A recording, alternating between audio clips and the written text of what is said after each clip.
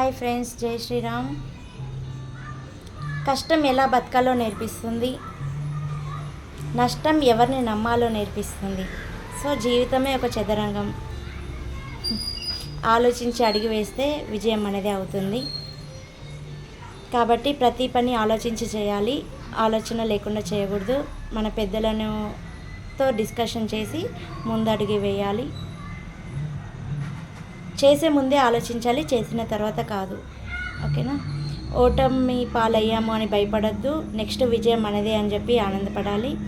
So మళ్ళీ next విజయానికై మనం ready అవ్వాలి. నెక్స్ట్ విజయం మనదే కాబట్టి మనం ఇప్పుడు ఓడిపోయామని అనుకోవాలి. ఇలా అయితేనే మనం ముందుకు వెళ్ళిపోతాం. నెక్స్ట్ విజయానికి సిద్ధంగా ఉండాలి. దేనికి భయపడద్దు.